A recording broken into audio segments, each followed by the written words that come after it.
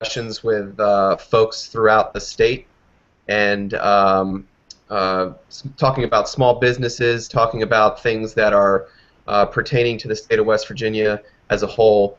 And again, I'm joined by another former classmate of mine, this one from high school, who I think we knew back then would go on to do some pretty great things, and he's been championing solar power throughout the state of West Virginia now for several years, and founded the Solar Holler project, among other things. Dan Conant. Dan, thanks for joining me today. Thanks for having me, Ben. Appreciate it. Yep. Dan, tell us a little bit about what Solar Holler is and how you started that, and then tell us a little bit about what you've got your hands in today in general. I know you've been championing solar power, and tell us a little bit about how that got started for you and where we are today in some of the projects that you're taking on. Okay, sounds great.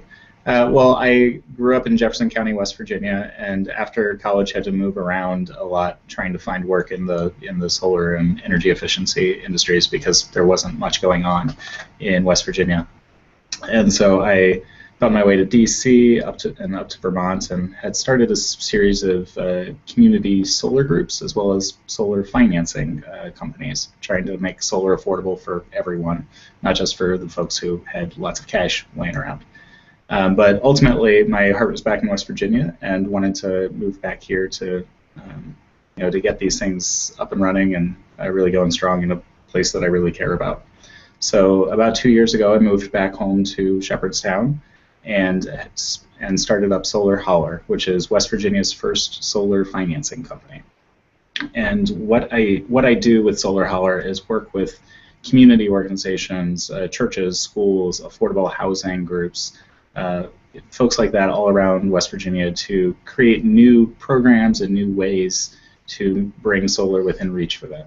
As we know, solar's always been expensive for folks. It took a lot of investment. People couldn't put down tens of thousands of dollars and just wait 10, 20 years for it to come back. So we put together some really interesting programs, and last year we cut the ribbon on our big pilot project, which was with the Shepherdstown Presbyterian Church.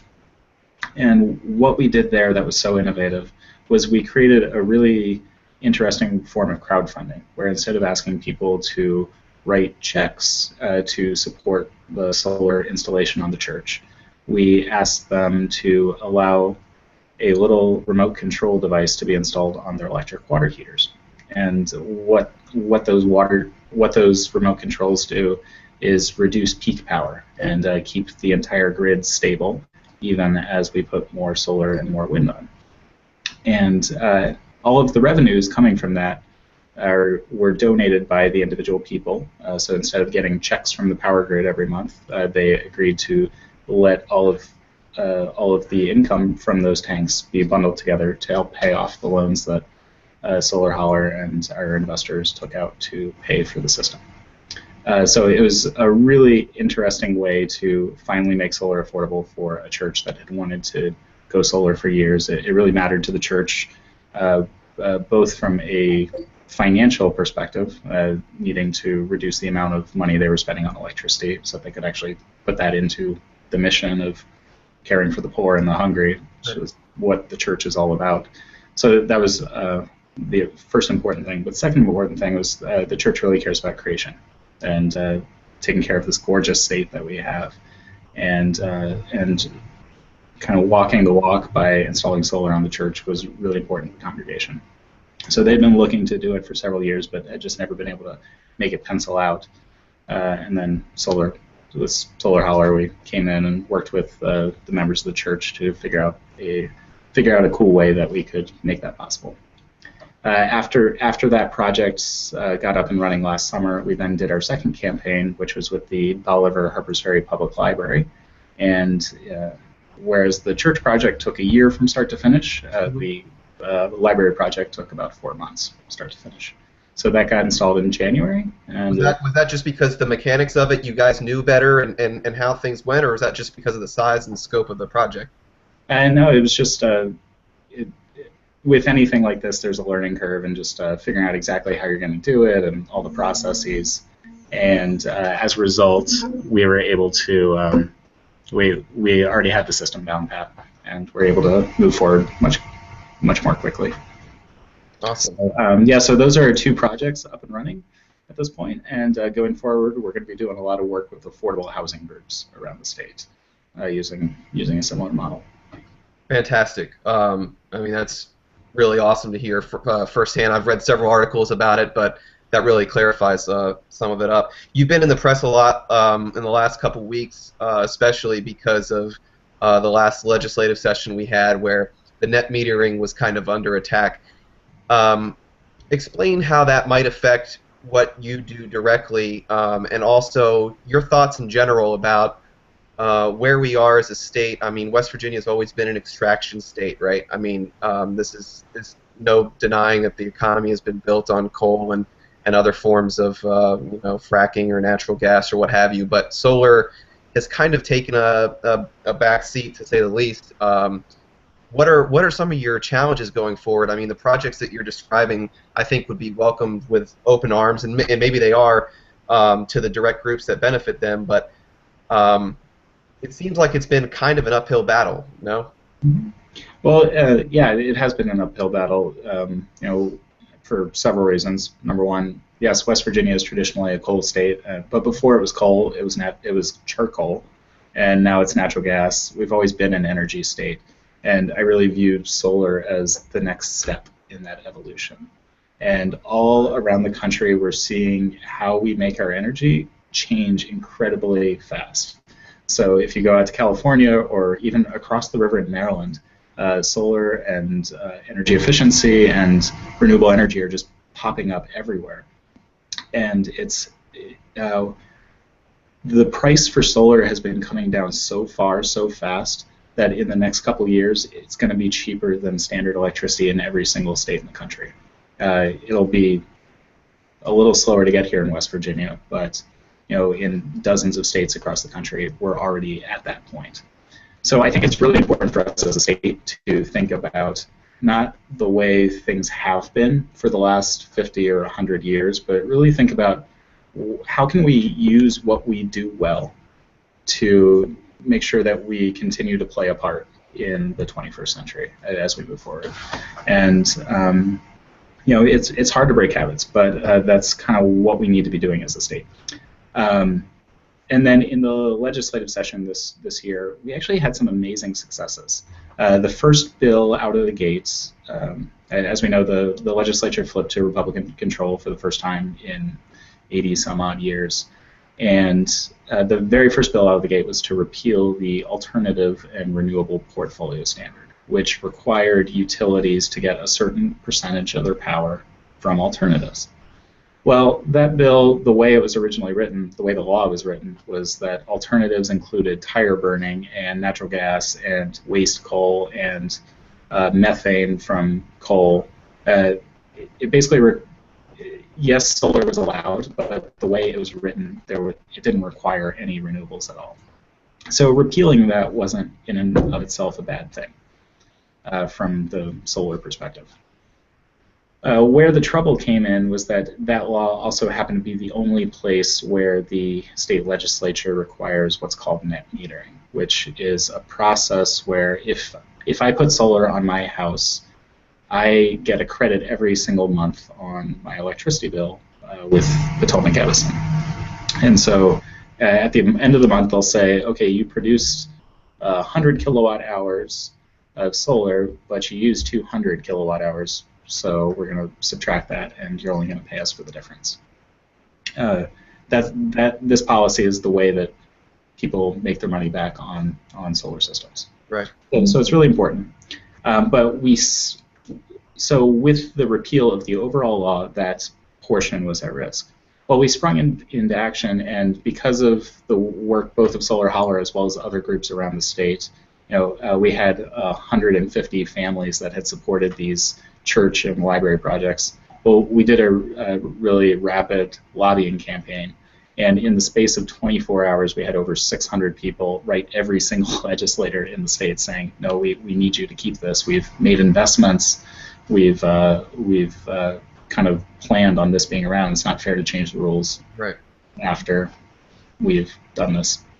That worked, and within literally the next day after starting our lobbying campaign, we got unanimous votes in a conservative legislature to keep net metering in place. We also we lobbied for and maintained the right to lease solar panels. So instead of buying them, people can rent their solar panels.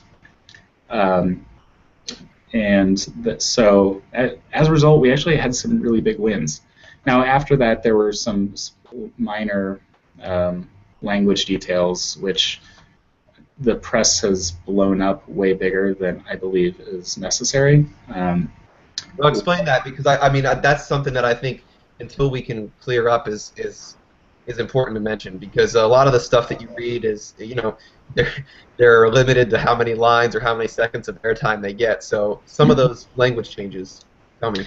Yeah, so the way it changed was that the utilities got an amendment passed to the legislation that requires the Public Service Commission, which is the state board that governs and regulates utilities. It requires them to make sure that solar net metering doesn't transfer costs between people.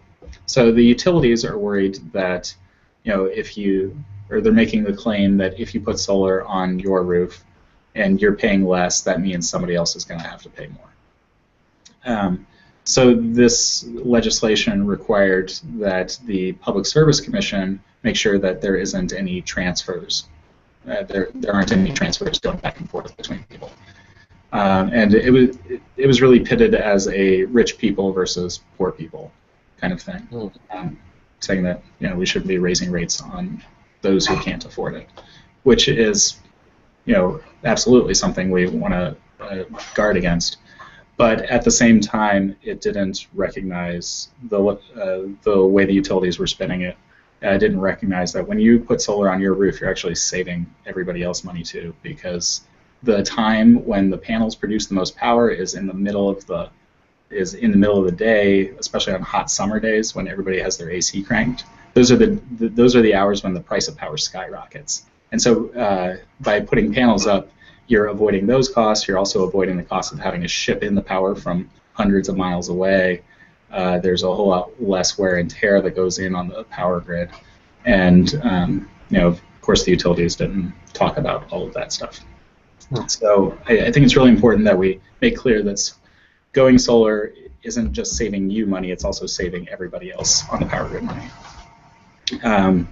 So I think it has a really important role to play in our future. But the way the press presented that amendment was that, I saw a headline saying that the industry is collapsing across the state, and people are saying that by valuing solar, and doing an economic analysis behind it, that was just absolutely going to kill the entire industry, which just isn't the case.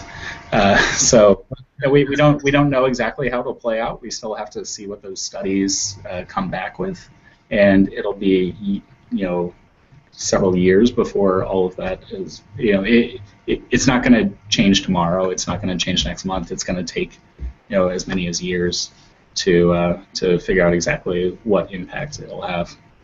But then even beyond that, solar is dropping in cost incredibly quickly. Every year we're seeing 15% to 20% drops in the cost of solar. And even if the utilities put in a small fee, like $5 a month on going solar, well, the price drops in installing solar are going to completely eat that away in a couple months.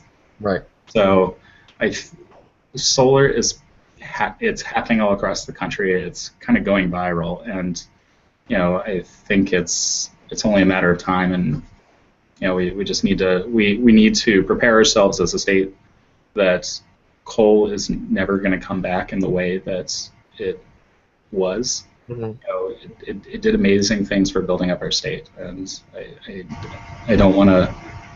I absolutely get that and acknowledge it, and across southern West Virginia, coal meant so much for decades and decades, but it's just not coming back the way it was, and we need to make sure that we continue to build up an industry that we could be manufacturing panels here. We could be building all of the electrical equipment that goes into this. It's not just about installations. And that was sort of leading into my next sort of question. How do you convey, how do you tell this message of solar in a way that not only talks about its environmental, implications, but also the economic factor, right? I mean, how do you tell the folks that this is a job creator and this is, this like you were saying, we could manufacture this. Is that part of what you and your groups are doing, or? Mhm. Yeah, it's amazing. Solar right now employs twice as many people nationwide as coal. We have about 86,000 folks in the coal industry nationwide. We have 175,000 in solar. And to give some context to that, right now solar only produces 0.4% of our 0.4% of our nation's electricity, and coal is up around 35%. Like already we've got twice as many people in the solar industry. So just imagine how that's going to continue to expand and really explode as we start installing more and more around the country. Beyond that, especially out in Huntington and Charleston and in on the other side of the state from the Panhandle, we've got old factories, we've got old manufacturing facilities that could really use some new life and new products, and we could be we could be making the stuff that goes into the equipment, the flashings and all the equipment that hooks the panels to the roofs. We've got a really big chemical industry in the state, as we know. Well, there's a lot of plastics and polymers and things that go into the panels themselves that we could be making, and it'll just take a concerted effort and wanting those industries and those companies to be moving into the state. And you don't really think about. I mean, when you think about solar, you think about capturing the sun, but you're right. There's so many industries that go into making that possible, and you hit the nail on the head. I mean, we have a lot of those kind of infrastructures set up, to export those types of goods. Yeah, and there's also been a big boom in solar software lately. So for instance, there are companies popping up that will allow you to design systems on a roof in just minutes using aerial imagery and software. And while most of those companies are out in California right now,